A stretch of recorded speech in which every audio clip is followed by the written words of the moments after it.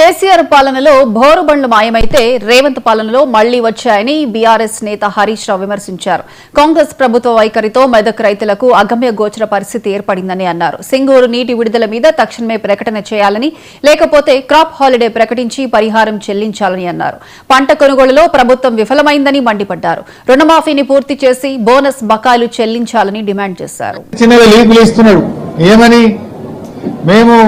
యాసంగి రైతు బంధు సాగు చేసిన వాళ్ళకే ఇస్తాం, మిగతా వాళ్ళకి ఎగబెడతామంటున్నాడు. ఎవరికి ఇవ్వరు.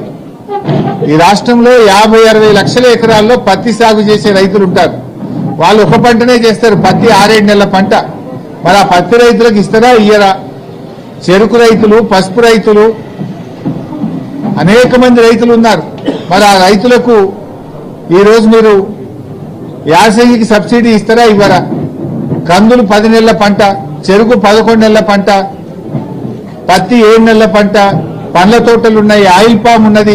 మరి రైతుల పరిస్థితి ఏంది అంటే, నువ్వు అప్పుడేమో రేవంత్ రెడ్డి 3 పంటలకు ఇవ్వాలి రైతు బంధు అన్నాడు, ఇప్పుడేమో ఒక్క పంటకే ముక్కులకు వచ్చిందా? ఇప్పటికే నీ ప్రభుత్వం వచ్చిన తర్వాత 2 ఏళ్లలో 2 పంటలకు రైతు బంధు ఇచ్చినావు, 2 పంటలకు రైతు బంధు ఎగ్గొట్టినావు. మరి ఇప్పుడు యాసంగి రైతు బంధు సంగతి ఏందో స్పష్టంగా చెప్పాలి. అందరూ రైతులకు కూడా యాసంగిలో రైతు బంధు నిధులు వెంటనే విడుదల చేయండి. పెట్టుబడి కోసం ఇచ్చే సాయాన్ని ఆలస్యం చేయొద్దు. తక్షణమే రైతు బంధు డబ్బులు